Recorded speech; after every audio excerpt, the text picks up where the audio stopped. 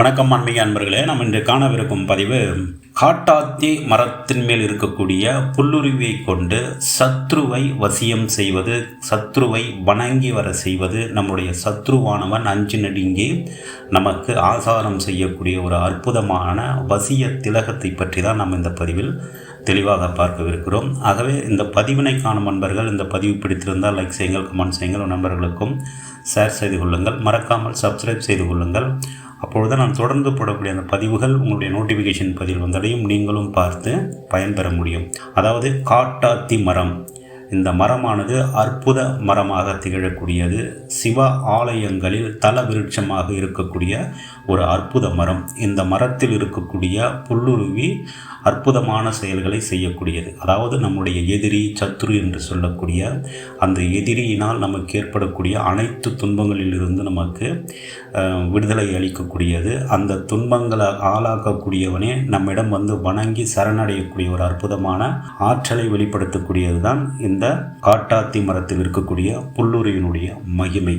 ஆக இந்த காட்டாத்தி மரத்தினுடைய மருத்துவ பயன்கள், மாந்திரீக பயன்கள், ஆன்மீக பயன்கள் என்று எண்ணற்ற பயன்கள் இருக்கிறது. இதை பற்றி திருநாவுக்கரசர் உள்ளுமாய் புறமுமாகி உருவமாய் அருவமாகி வெள்ளமாய் கரையுமாகி விரிகதிர் ஞாயிறாகி கள்ளமாய் கலத்துள்ளார் கருத்துமாய் அருத்துமாகி அல்லுவார்கள் அல்லல் செய்திட்டிருந்த ஆப்படியாரே என்று திருநாவுக்கரசர் கூறுகிறார். அதாவது திரு ஆப்படி, திருச்சிற்றேமம், திருச்செங்காட்டுக்குடி முதலிய திருக்கோயில்களில் இந்த காட்டாத்தி மரம் தல விருட்சமாக இருக்கிறது.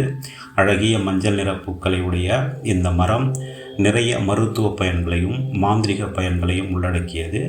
நாம் இங்கே மாந்திரீக பயனை பற்றி பார்க்கிறோம். அதாவது இந்த காட்டாத்தி மரத்தின் மேல் இருக்கக்கூடிய புல்லுருவியை நாம் எடுக்க வேண்டும். இந்த புல்லுருவியானது சித்திரை நட்சத்திரமும் செவ்வாய்க்கிழமையும் ஒன்று கூடி வரக்கூடிய அந்த நாளில் தான் நாம் எடுக்க வேண்டும். பொதுவாக காலை நேரத்தில் அதற்கு மஞ்சள் நிற நூலால் காப்பு கட்ட வேண்டும். காலை நேரத்தில் தான் நாம் இதை எடுக்க வேண்டும். இதை எடுக்கும் பொழுது அதற்கு காப்பு கட்டி சாப விமோசனமும் பிராண பிரதிஷ்டையும் செய்து அதற்கடுத்து பொங்கல் வைத்து பலியிட வேண்டும். பலி என்பது ஒரு எலுமிச்சங்கனியை பலியாக கொடுத்து தூப தீப ஆராதனைகள் செய்து பிறகு அந்த வேரினை நம்முடைய நகங்களும் அதாவது இரும்பாலான ஆயுதங்கள் படாமல் அந்த வேரினை எடுத்துக்கொள்ள வேண்டும். இவ்வாறு எடுத்துக்கொண்டு வேர் என்பது இந்த புல்லுருவியை பொறுத்தவரை அது கிளைகளில் ஒட்டி வாழக்கூடிய ஒரு ஒட்டுண்ணி தாவரமாக இருக்கும்.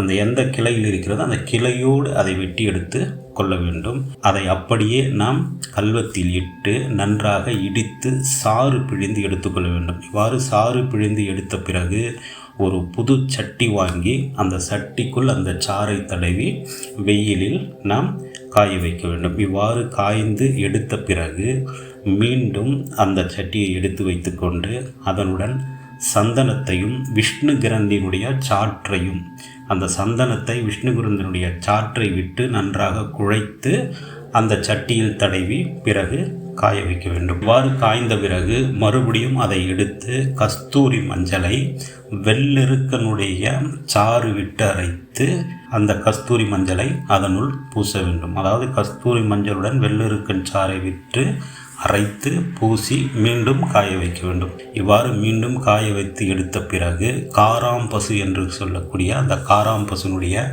நெய்யை அந்த சட்டியினுள் பூசி வைத்துவிட்டு பிறகு நல்ல சாம்பிராணியை தூபத்தை அந்த தூபத்தையும் அந்த சட்டியினுள் பிடிக்க வேண்டும் சிறிது நேரம். இவ்வாறு பிடித்த பிறகு சாம்பிராணியை பிடித்து முடித்து வைத்துவிட்டு புற்றுத்தேன் என்று சொல்லக்கூடிய புற்றுகளில், அதாவது நம்முடைய நிலத்திலேயே புற்று வைத்து இருக்கக்கூடிய சிறுதேன் என்று அழைக்கக்கூடிய அந்த புற்று தேனை எடுத்து மீண்டும் அந்த சட்டியில் தடவி பிறகு ஆலத்தி கற்பூரம் என்று சொல்லக்கூடிய பூங்கற்பூரத்தையோ அல்லது பச்சை கற்பூரத்தையோ அதனுடைய புகையை பிடிக்க வேண்டும் அந்த சட்டியில். இவ்வாறு இத்தனை நிகழ்வுகளை நீங்கள் மிக எளிமையாக செய்யலாம். ஒவ்வொன்றையும் ஒவ்வொரு நாட்களாகவோ அல்லது ஒரு நாளிலேயே 2 விதமான செயல்களை கூட நீங்கள் செய்து கொள்ளலாம். நன்றாக வெயில் காயக்கூடிய நேரத்தில் இவைகளை செய்து கொள்வது சிறப்பு. ஆக அந்த சட்டியில் இந்த சாற்றை நான் கூறியவாறு இவைகளை நீங்கள் பிடித்து பிறகு தேவையான பொழுது நம் இதை ஒரு செப்புச் சிமிழிலோ அல்லது வெள்ளிச் சிமிழிலோ நம்ம அந்த கற்பூரத்தை பிடித்து அந்த உள்ளே இருந்ததை நன்றாக வழித்து எடுத்து அந்த செப்புச் சிமிழிலோ அல்லது வெள்ளிச் சிமிழிலோ நாம் சேகரித்து வைத்துக்கொண்டு அந்த மையை நாம் திலகமாக தீட்டிக்கொண்டு சென்றால், அதாவது நமக்கு யார் பகையாக இருக்கிறானோ, யார் எதிரியாக இருக்கிறானோ, யார் சத்ருவாக இருக்கிறானோ அவனிடத்தில் நாம் செல்லும் பொழுதோ அல்லது அவன் நம்முடைய பார்வை படும் பொழுதோ எப்பேற்பட்ட எதிரியாக இருந்தாலும் அவன் வணங்கி வந்து நம்மிடத்தில் உறவாட செய்வான். அதே நேரத்தில் நமக்கு எதிரியால் ஏற்பட்ட எவ்வித துன்பங்களாக இருந்தாலும், அது ஏவல் பில்லி சூன்யங்களாக இருந்தாலும், கண் திருஷ்டி கோளாறுகளாக இருந்தாலும், வஞ்சனை, போராமை, இப்படிப்பட்ட செயல்கள் தான் இப்பொழுது நிறைய இருக்கிறது. ஆகவே எவ்வித வஞ்சனைகளாலும் போராமைகளாலும் நாம் தாக்கப்படாமல் நம்மளுடைய வாழ்வு இனிமையான வாழ்வாக அமைவதற்கு இந்த திலகம் நமக்கு மிக மிக ஒப்பற்றதாக இருக்கும். ஆகவே சிரமம் பாராமல் மிக எளிமையான விஷயம்தான். ஆகவே இதை நீங்கள் செய்து பயனடைவீர்கள் என்று நம்புகிறேன். இவ்வாறு நீங்கள் செய்தால் நிச்சயம் எப்பேற்பட்ட எதிரிகளால் ஏற்பட்ட துன்பங்களாக இருந்தாலும், எப்பேற்பட்ட எதிரிகளாக இருந்தாலும் அந்த சத்துருக்கள் உங்களிடத்தில் வணங்கி வருவது நிதர்சனமான உண்மை.